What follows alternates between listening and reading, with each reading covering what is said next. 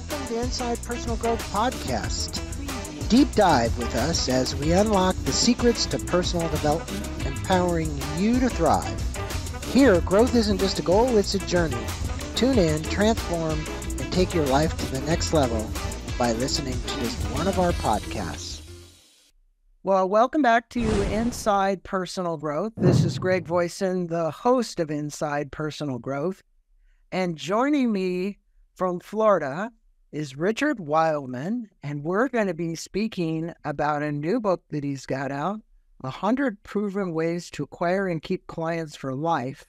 And this is a gentleman that certainly can speak about this, to this, and cover the topic very well.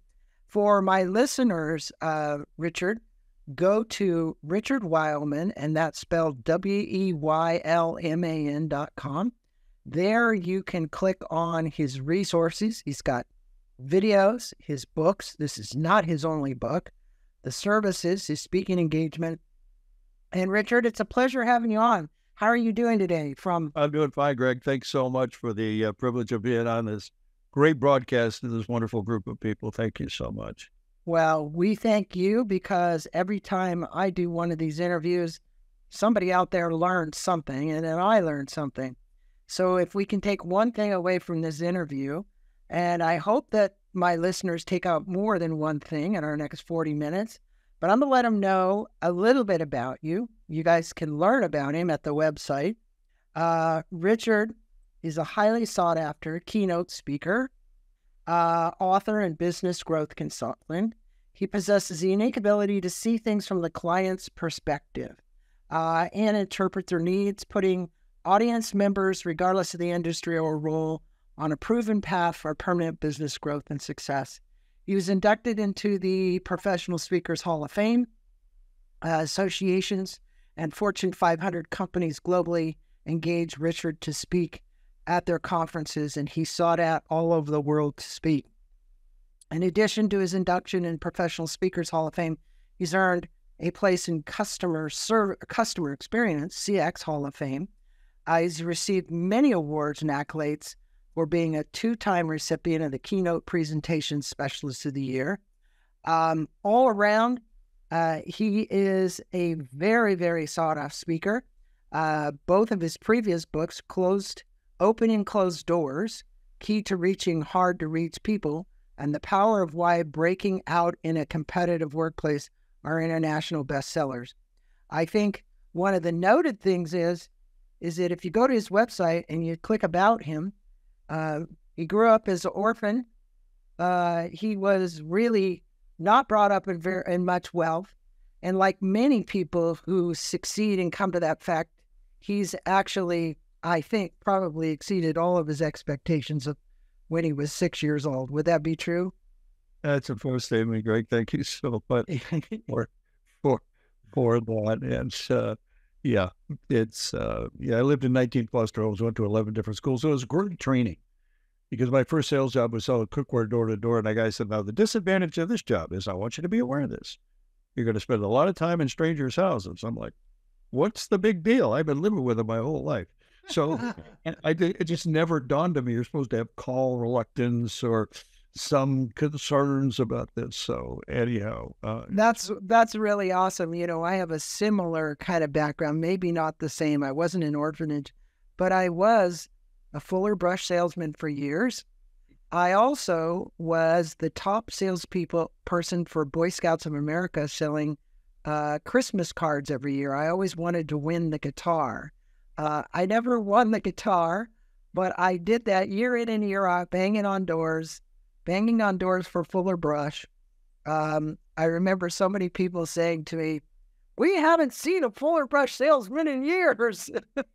And I said, well, I'm here now to save the day. I've got one of these wire-haired brushes, But I learned a lot, as you can relate to our listeners.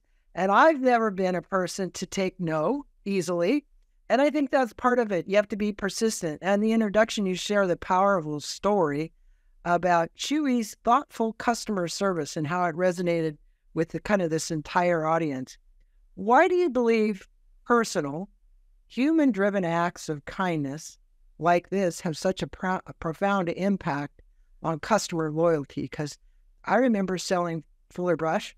I would go once, and once I created a client, that client just kept repeating back and back.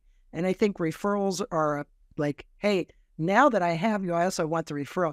So even in this era that's dominated by all this technology and get on social media and do all these kind of things to try and attract people, I still think that good old-fashioned one-on-one selling is really important. So tell us that story and how you believe it relates, how these listeners could utilize this. All right, just very briefly on the story. I think, well, I was speaking in Nashville when I was writing the book a little over a year ago, November.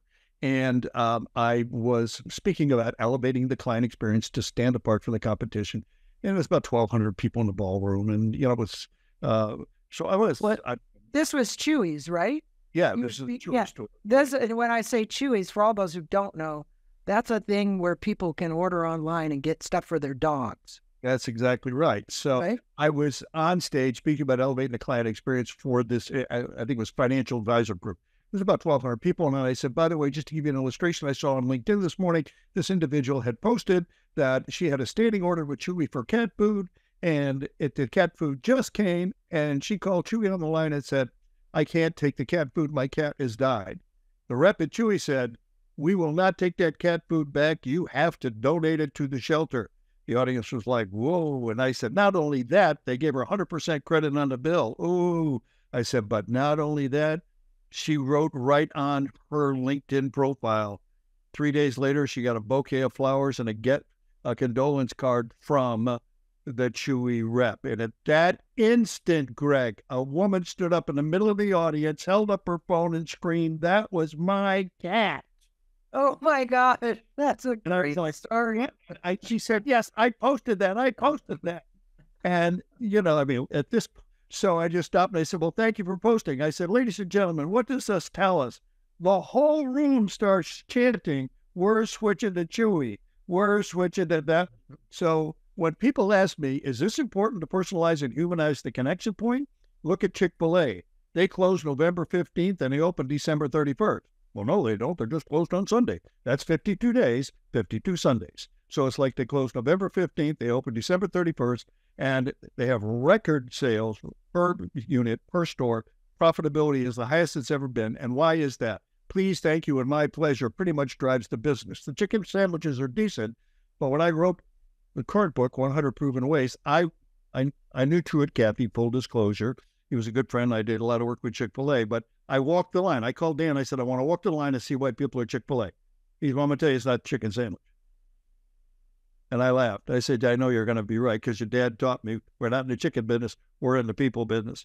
But I walked the line and I walk over the microphone and I say, hi, ladies and gentlemen, we're doing a little interview. Why you're at Chick-fil-A? And they'd always say, well, the chicken sandwiches are really good. I said, so that's why, well, no, they're just so kind and they're so and they're so nice. And this one little girl jumps up to the pillar behind her mom and goes, and they always give me lots of extra pickles. Yeah. The other thing that is part of the culture and is part of that is that they're a strong Christian-based company. So they close on Sundays, and I think everybody knows that. But I really respect that they respect their own values, right? Yeah. In other words, here's a CEO of a company willing to close down on probably one of the busiest days of the year and say, look, we're honoring this as our Sabbath. We're honoring this because we're Christian. And I like that. What are the key warning signs that a client might be thinking about leaving, even if they seem satisfied at the moment? I mean, you're saying 100 ways to acquire and keep, and I'm going to underline the word keep, your clients, because it takes a lot to acquire one, Richard, but it takes so little to lose one. Right? All you got to do is mess up. And that story that you just said was great. I love the point you've made. It's you lose them. So, little backstory. How did I end up writing this particular book? We do a lot of, consulting and branding and all that stuff. And we're doing branding. Started in about 2019 when we'd be interviewing a client's customers to find out why those customers do business there.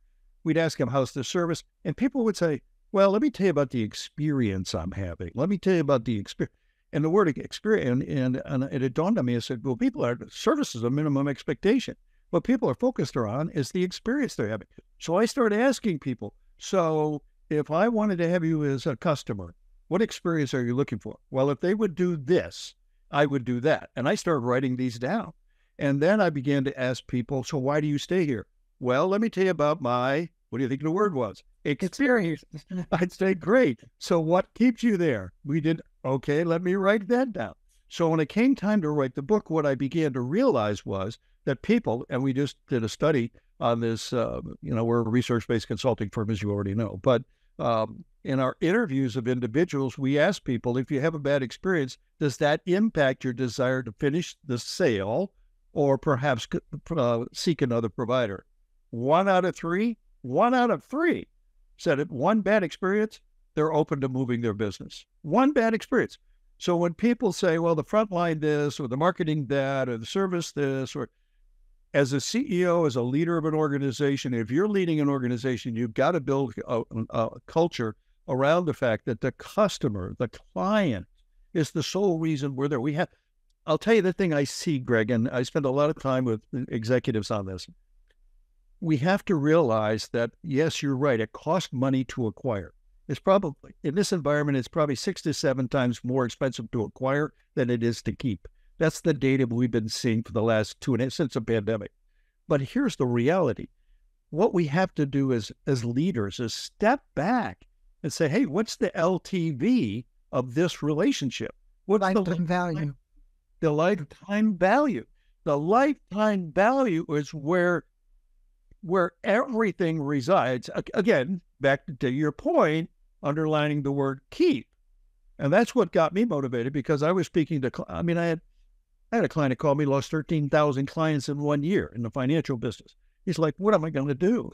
He said, here's what he said to me. He said, we're doing a lot of satisfaction scoring, Richard, and the satisfaction scores are very high, the best ever. And I said to him, well, let's stop right here. Satisfied clients are loyalty neutral. They may be satisfied, but they're sure not necessarily delighted.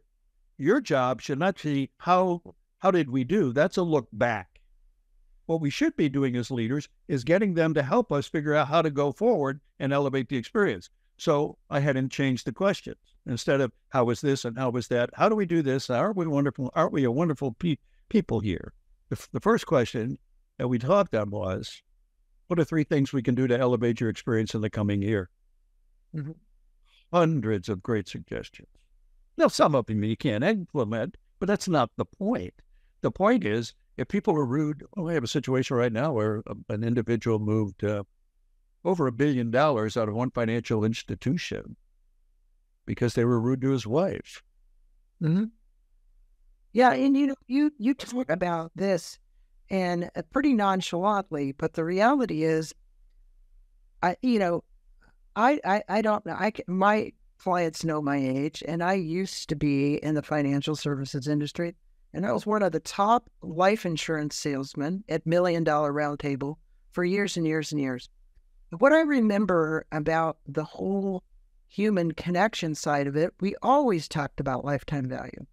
Yeah. So the lifetime value of a client, whether they bought that life insurance or group insurance or whatever it was you wanted the renewal. You didn't want those people to leave because not only did you receive a commission on the first sale, you received renewal commissions that came in every year as the person paid their premiums. And I reflect on this because in today's digital age, we see technology, even AI, taking over in many cases for customer service. I'll relate a quick little story here because I think you would love this one. You just wrote the one about Chewy. All my listeners out there have to at some time go to a doctor.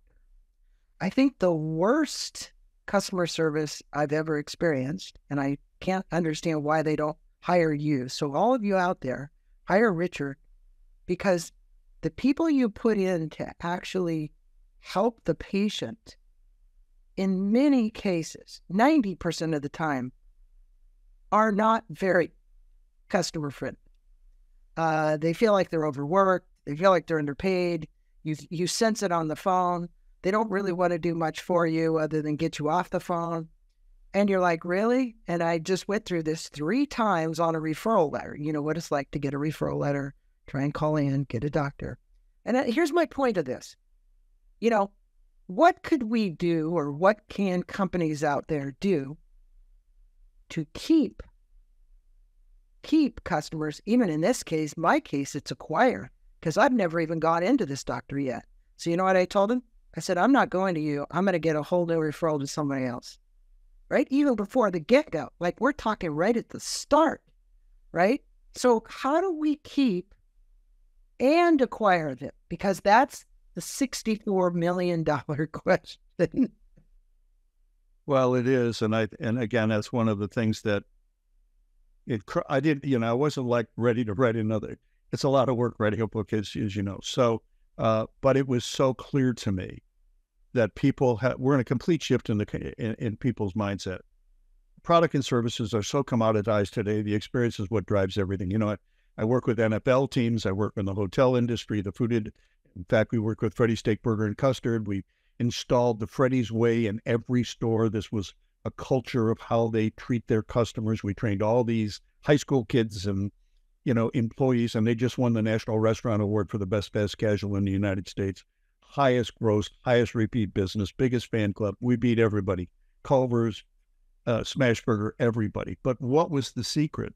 The secret is realizing that to be able to acquire them and keep them, really, you have to make a connection with people. Relationships drive revenue. So if we step back, that's the fast food business, but maybe you're in the air conditioning business, or maybe you're in the financial business, or you're in the hotel business. The way you connect with people and relate to them is what makes people feel like they're in the right place with the right provider. Let's say it that way. So that's great. You might be sitting here as the head of sales and saying, well, yeah, that's good. My people do pretty good, but pretty good is no longer good enough. What we have to do is realize the way we communicate with people has a profound effect. Now, again, these are not my words. These are talking to hundreds of people over the last couple of years in branding surveys who would say, well, let me tell you what I think. I don't like it when they sign their emails best. That's just rude. Best what? Best for them or best for me? What are they trying to say? They can't really say something nice to me? Well, so I had my interns start making polling calls. Oh my God. People hate the signature best. They don't like sincerely yours either. Too institutional. What's number one? Kind regards. Number two, warm regards. That's what they want to hear. They want you to know their name. So I have a friend of mine in Atlanta. Her name's Elizabeth. But she goes by Lolly. If you call her Elizabeth, she doesn't even turn around. She goes by Lolly. She's 83 because when she was a young child, her grandfather gave her lollipops, and so she became Lolly. It's even on her driver's license. So my point is that what companies have to do, if we're going to acquire them and then keep them, we need to personalize and humanize, know their name. It's T. Boone Pickett's. He never went by T. My first initial is C. I get lots of emails. Dear C. I don't read those because I go with Richard. So it's all these little things. I'm not going to do a seminar for you today. It's not fair to your listeners, but it's all these little things that we do to make a difference. I'll give you one other illustration. If you're a sales or marketing professional, we love our products and services, and rightly so. And it's one of the reasons I speak so much about this, because you've got great products, you've got great services, and we're in love with those products, and we're in love with those services. Now, we can't wait to tell you, Greg, about these products and services. Mm-hmm. The problem is the consumer's at a different place today, no matter what you're selling. When I worked with the Minnesota Vikings, is the first thing I told them is that we're not selling tickets. That's not what we're selling here. We're selling the experience. We ain't selling tickets. We're not selling tickets. We're selling the experience. So what's the point? We tend to love our product. However, the consumer is in love with the experience and the outcome. So as a CEO or as a leader in an organization, if you'll focus on the outcome and the experience that people have, do we know their name? Do we greet their name? If I'm explaining value to you, if I say to you, Greg, we've been in business for 23 years, but let me tell you what that means to you. You'll see people lean forward in a conversation. Oh, gosh, they're talking with me. Another one is when you sit down with people, we ask people, how do you feel about it when you sit down with a salesperson, that person that says, so how can I help you? They say, well, it's rude. I don't even know if they can help me. I want to be able to tell my story.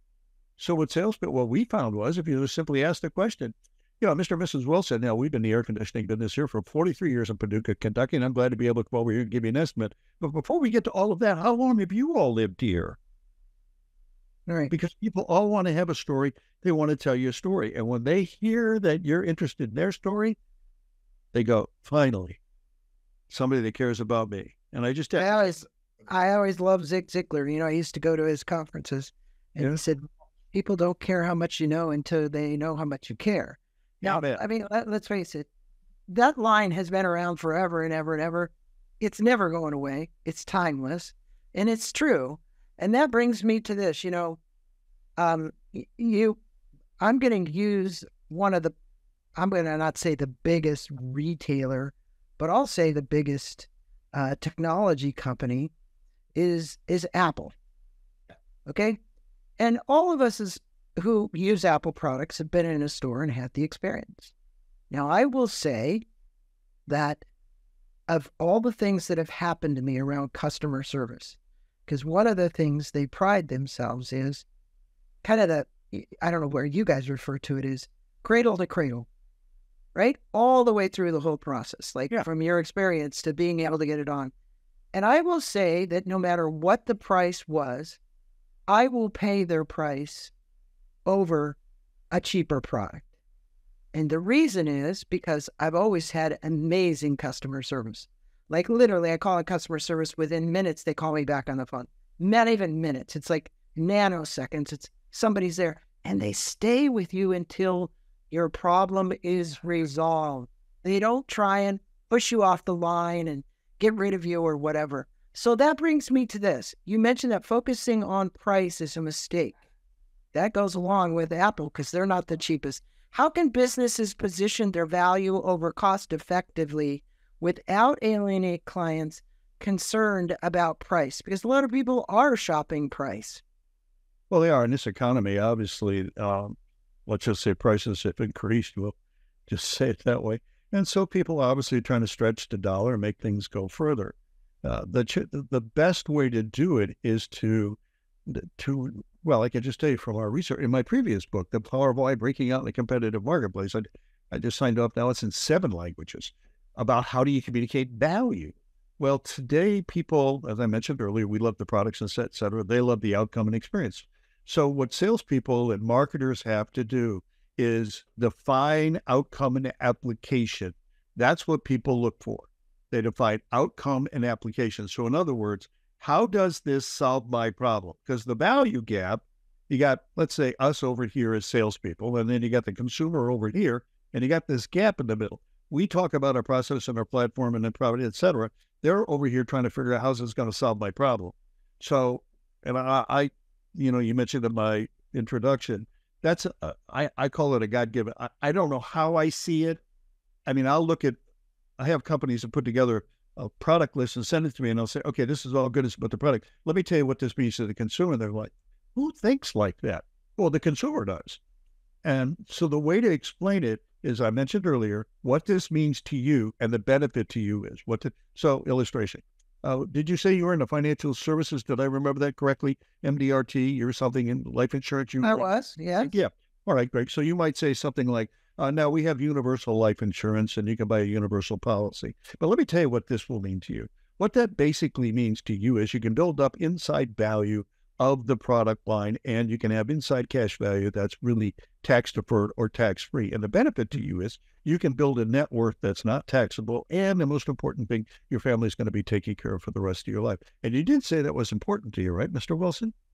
So, Mr. Wilson, and yes, I did. And it sounded just like the training that I used to teach at Dale Carnegie. So I'm going to tell you, you just built the best sales burger ever, right? So people said to me, oh, how did you get so good at what you did? It was mandatory, not only that I took Dale Carnegie, but that I actually taught it. And actually, Michael Crom, the grandson of Dale Carnegie, is a good friend. And so the reality is, over the years, I heard what you just said. You had built the burger just perfectly. You couldn't have built it any better. It sounded like you were in the business. And this brings me to this, like, I just speak a lot in the industry and other, it's like, oh, I'm sure. Yeah. I had a roofing company the other day, and the CEO came up and said, we talked before I did this meeting, and I told you a little bit, but he said, I've had guys come up to me and say, how long's this guy been working for us? We didn't know he was working. That's true, because you know all the lingo. Now, look, there's a lot of companies that listen to this show, the CEOs, mid-level managers. And what are some of you talk about these memorable experiences? And I agree with you 100% that if everybody could do an outstanding job of creating a memorable experiences, they would keep their customers most of the time. But we've got some low-cost, high-impact ways that small businesses and mid-sized businesses can implement strategy. What would you say are high-impact, low-cost ways that you would tell the little mom-and-pop business out there that's like, hey, we don't have a customer service person here. We don't have any of that they could actually implement to have a way to keep and retain customers? All right. Well, a couple of quick things then, Ben. We'll take it from the small business, and we can elevate that immediately to a larger business because, again, it's about people. It's not about budget. Let's say it that way. And as you, having read through some of the book, I think you've already discovered, I think the most expensive event in there is a $35 expense. It's just you don't have to spend money to elevate the experience. But man, I'll tell you what, I'll give you a great illustration right here in Sarasota. Next to the police station here is a donut shop called 50 Donuts. Very appropriate. All right. Now, their tagline is arrestingly good donuts. And I laughed out loud when I saw the sign. But they open at 5:30 in the morning. And if you're not there by 7:30 or 8, don't worry, they're closed. They call, and the donuts are ridiculous. You get a jelly donut, you bite into it, you get a bowl of jelly on your face. They're huge donuts. Anyhow, I bought my first donut there August 4th, 2019. Now, how do I remember that? Because every August 4th, I get a text. Get a free donut. Congratulations, loyal squad member.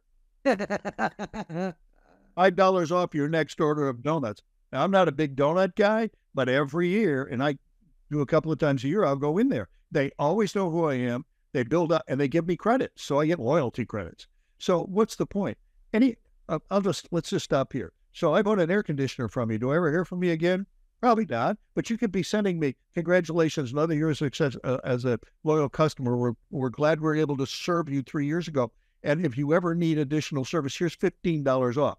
Here's what the mistake that most companies do. They give you a coupon or a discount to become a customer, and then they do nothing to keep you as a customer in terms of such things as 50 Donuts does, which is $5 off your next set of donuts and your next order of donuts. Now, 50 Donuts, she now has 7 stores in Florida. She's killing Dunkin' Donuts. They're like, they don't know how to compete with her. She opens across the street. They end up, in trouble discounting coffee. She's not discounting anything. She's just saying, 50 Donuts, welcome to the squad. So those are the things that make an impact on people that any small business owner can do. And don't just give people, shall we say, coupons or credits to become a customer. Give them loyalty credits for staying as a customer, because what that builds it up in their bank and they want to do it. The airlines have sort of figured it out. Delta sort of led the way with frequent flyer points. Now, they did have a little stumble a year and a half ago. He got religion real quick when he put the shall we say, revamp the frequent flyer program. But my point is that there are many, many things you can do that make a difference. I'll give you one other example, if I may. I have a young lady. She's in the financial services business. She sent me a wonderful note. She said, Richard, I read the book and it dawned on me, I could be sending my clients a celebration cake when they, on the anniversary. She said, so I'd send a cake. And she said, I followed what you said in the book. Don't send the cake to the house, send it to the office. So it'd be sitting in the break room and everybody'd ask about the cake. She said, so I sent it to my client. Congratulations, another 5 years as a great client of mine. I'm so happy to work with you, et cetera, with a note. Nice big cake. So what happens? He's sitting there eating cake in a bake room. This woman comes in and says, who gave me the cake? Whose birthday is it? He said, no, it's my advisor. She sent me a cake celebrating another successful year together. At this point, this woman gets all choked up, starts getting teary-eyed, starts to cry, and says, you know, my husband died 6 months ago. I have no idea who to talk to about my finances. And she starts crying. This guy picks up his phone, dials his financial advisor right in the break room, and hands the phone to her and said, this is my advisor, help her. Yeah. No, I those stories, look, and there's hundreds of those stories, and I think they're great for our listeners to realize that, you know, okay, every year she sends a cake. I know for a fact, you know, we in our industry, the previous industry was birthday cards, right? You send a birthday card with a coupon for dinner. And I used to send a little coupon that said, you can redeem this anywhere. Just send me the receipt and I'll send you back or Venmo you the money, right? At that time, there wasn't Venmo. We used to actually send a check. But the point is that I didn't want to restrict where they spent the money for dinner. I wanted them to just go wherever the heck they wanted to go, right? And so the point here is that waiting one whole year sometimes is a little too long. And the point I'm going to make is the touch points in between can be more frequent. And I don't mean a newsletter, and I don't mean those kind of things, because that isn't what's going to keep someone's attention. I mean that when you have something of value that you think they could use, then you email them, you send it to them, you call them, you do whatever contact you need to do to make that happen. Does that sound reasonable? I'll give you two other examples. When I was, I was in the Rolls-Royce business, a general sales manager, and built the third largest Rolls-Royce dealership network in the world and in the United States. And so as a young general sales manager, it occurred to me that relationships were driving revenue. So every year I would keep track of my widows, and on Valentine's Day, I would send them all a dozen red roses with a note that I love working with you. If I can help you in any way, I'm here for you. On their birthday, I would send them a note. And when their spouse died, I always called or sent a note that particular day, just thinking of you. All these things make it, it's just, and there's so many other things you can do. I'll tell you one thing I'd just like to share with you that I think is really important in that regard too. We often focus on the people that are doing business with us. We want to stay in touch with them, as you just said, et cetera. But how about the people that say no? I had an epiphany moment many years ago that it occurred to me, just because somebody says no doesn't mean no never. It may just be bad timing. Yeah. So, in fact, I just spoke in Chicago in January to a group, and boy, it was cold. Anyway, and the CEO got up and he said, 5 years ago, I tried to get Richard to come in and we could put it together. We couldn't work it out on his schedule or mine. Then we had the pandemic and yada, yada. He said, but the thing that struck me, he said, I want to read you something. He picked up a card and he read it. And it just said, his name is Brandon. Dear Brandon, I am disappointed we're unable to work together now. I look forward to working with you in the future. Always feel welcome to call. Kind regards, Richard. He read that note and he said, I've kept this note all these years because this guy said, thank you for saying no. Even though I didn't say no, we just couldn't work it out. That's why he's here today. Handwritten notes are, it's an anomaly today. It doesn't happen very much. I noticed when you sent me your book, what fell out was your little card here with the handwritten note on it. And I appreciate that because, that is so seldom happens. I know I used to do tons of them and I got away from them, right? I use the phone more now to just call people when I get an intuition to call. So literally, it's interesting. If I really tap into my intuition and it says, hey, call Richard, I'll just call and say, Richard, how you doing? I was thinking about you. I just wanted to check in. I mean, it can be as easy as that because the reality is a lot of times you get voicemail and most of the time the clients will call me back and they'll go, wow, it's so nice to hear from you. As a matter of fact, I have something I want to talk to you about, right? So I call it intuitive calling.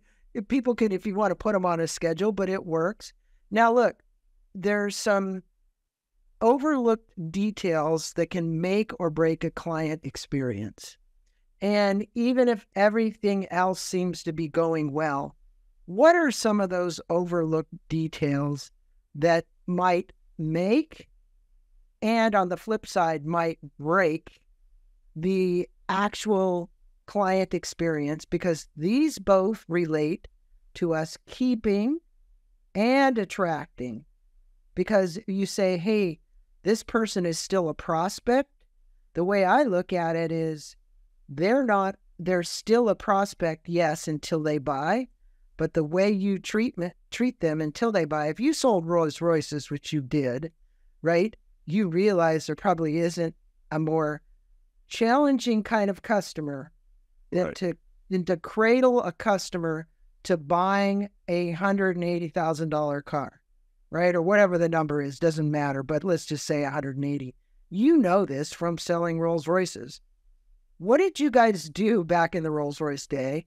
And what would you recommend them doing today if they were selling a car even close to that of a Rolls Royce?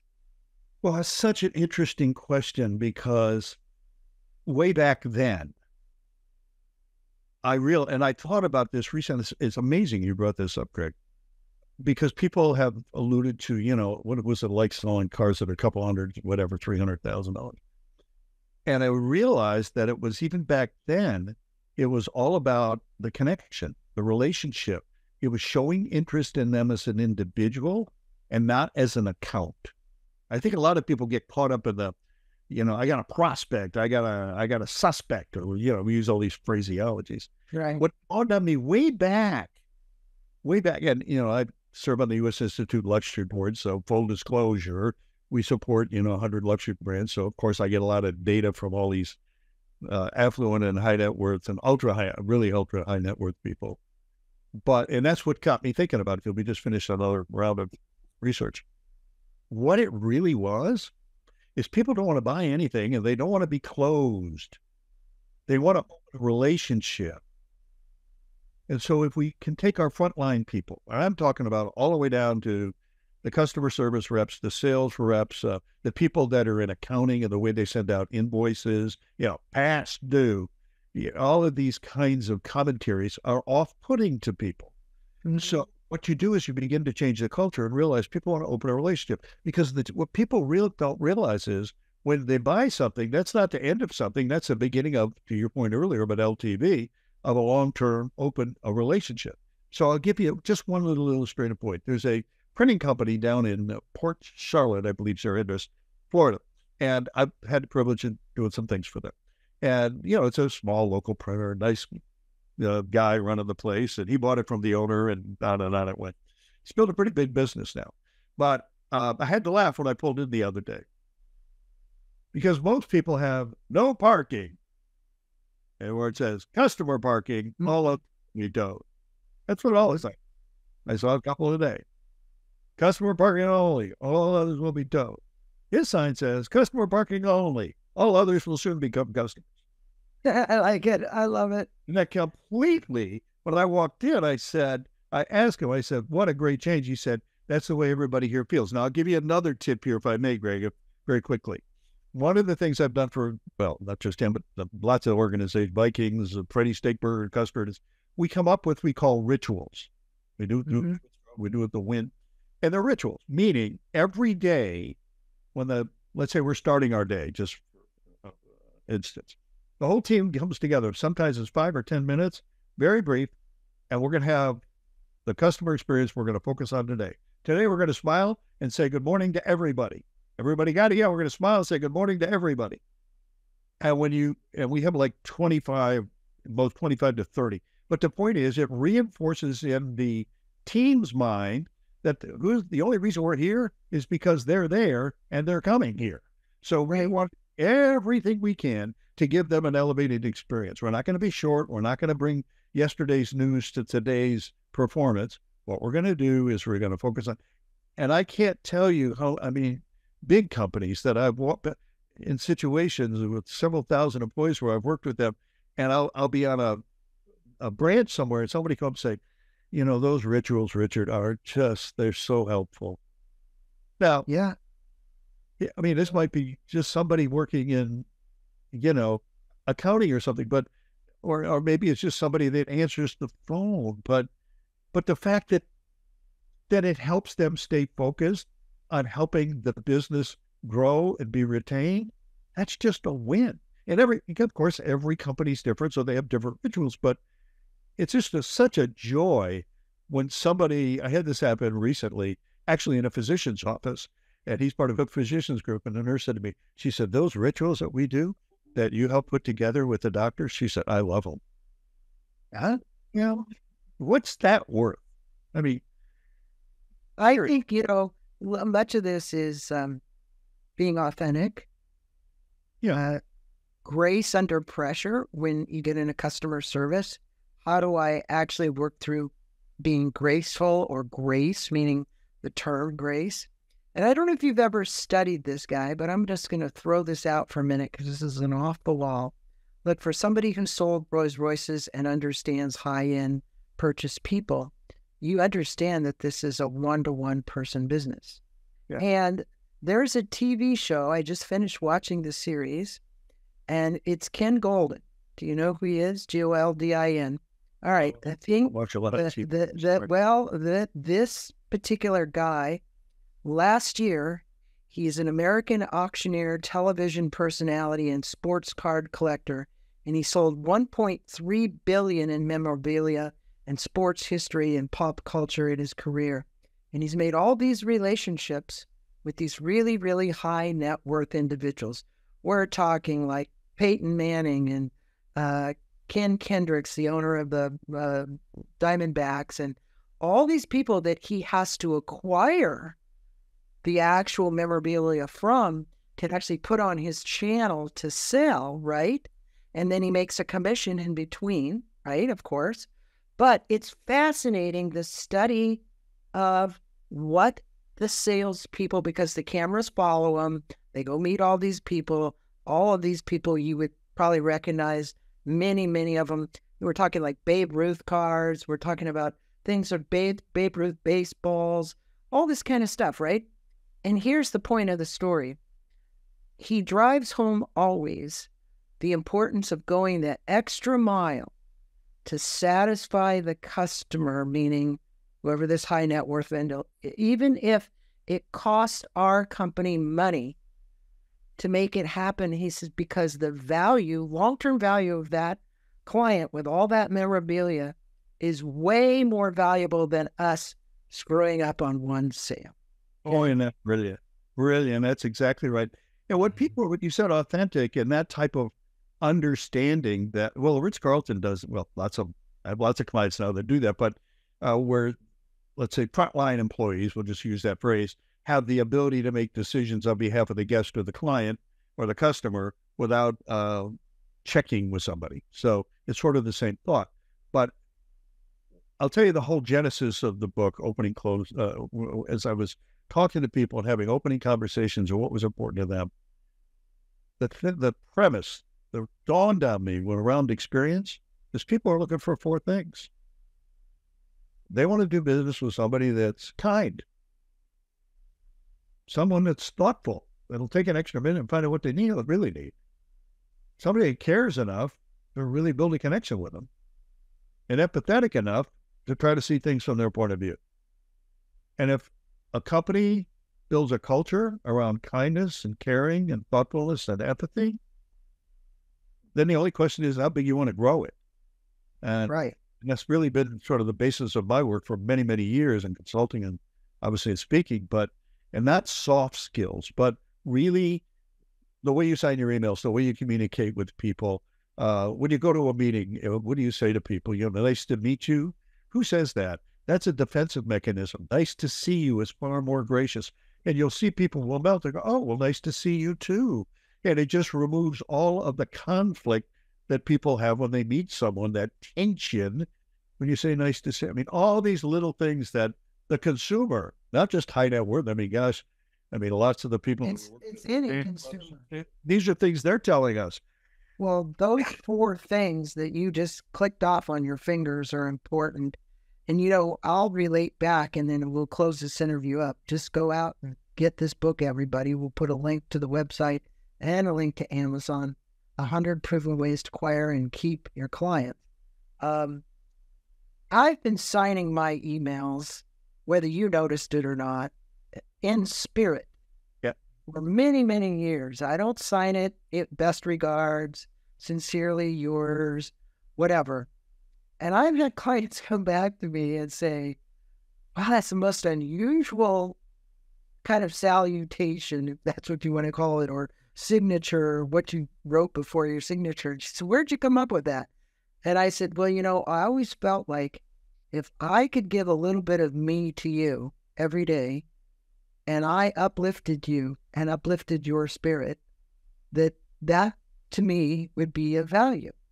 And I know to this day, when I get it, I still get people that comment like, I really want to know what that means. And when I explain what it means, they're like, wow, that's really cool. Right. So, yeah.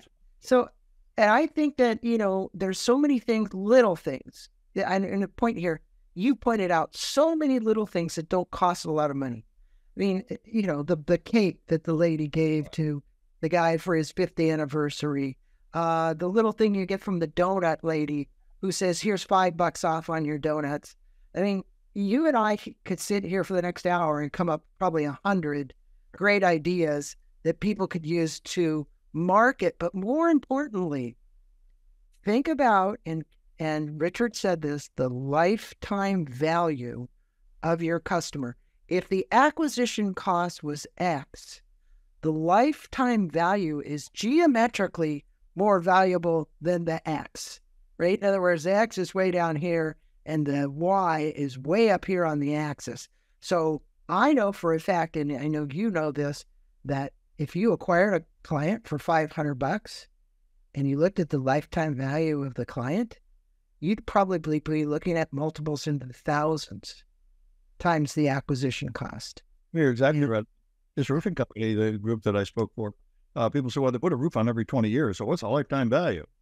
Well, what I was able to help them with was great. But guess what? When I get to put a roof on, I'll ask my buddy, what's your roof on? He says, yeah, I'll tell you, ABC Roofing, they're unbelievable. Guess what? That's lifetime value. You're going to get that job on top, because the real centers of influence today are the elevated experience and those delighted advocates, those brand ambassadors marching around town saying what a great job you're doing. And the sad thing is, you don't have to spend money here. It's like when you sign your emails. I get it all the time. People say, feel free to call. Well, that went out a long time ago. I got a cell phone. It's now 1-800. I'm here for you. But you're welcome to call. It's far more gracious. Yes. Yes.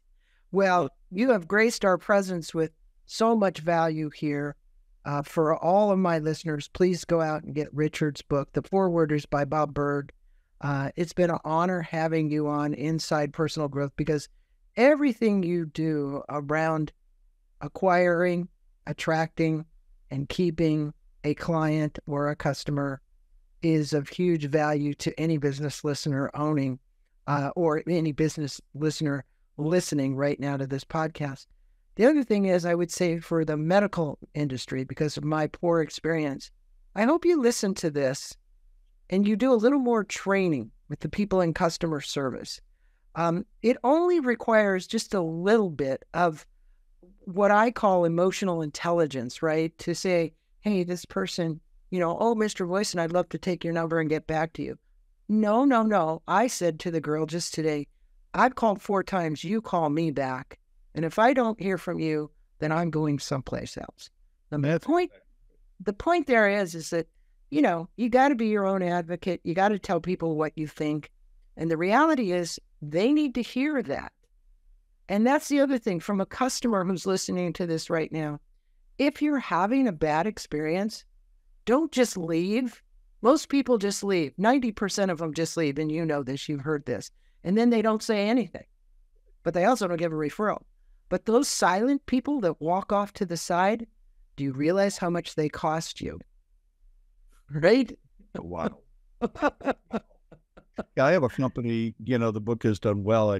It's in fact, it's number 1 in an Amazon marketing, consumer behavior, and customer relations. But I think the reason is because individuals have bought the book and then bought books for their staff. And going through it, I got a wonderful email from a group down in Brazil. They ordered 100 copies shipped to Brazil. The CEO had read the book and he's like, what I'm doing is every week we cover 2 of the things that are in the book because I want to educate my people. They read it, they come in and say, here's how we're going to implement it. And that doesn't mean everything fits everybody, but it simply means that if you educate people, that motivates people to want to be better, do better. And if you do better on behalf of the customer or the client, then they become advocates on your behalf. And that's a wonderful way to grow a business when you have the ambassadors street for you. The most important thing I would say to you is being the thought leader and the key wisdom keeper, that if you had that client and you wanted to bring all the people on, 100 of them on a Zoom call, and have Richard be there to address what's in the book. I don't know if you're doing it now, but my point is that the value of having you actually deliver something like that to that company would be of extreme value. Not that you have the time, I get you're a real busy guy, but on the other hand, it's another way for you to market yourself. Yeah. So yeah, and you should. This podcast is going to reach thousands of people, and I hope you all were listening, really enjoyed this. Please go to Richard's website. It's Richard, Weylman.com. There you can learn more about him. Thanks so much for being on the show. Everybody, run out, get your copy of this book today, because just taking a few of the tips, you're going to learn something. Thanks so much. Thank you, Greg. Thank you for listening to this podcast on Inside Personal Growth. We appreciate your support. And for more information about new podcasts, please go to InsidePersonalGrowth.com or any of your favorite channels to listen to our podcast. Thanks again, and have a wonderful day.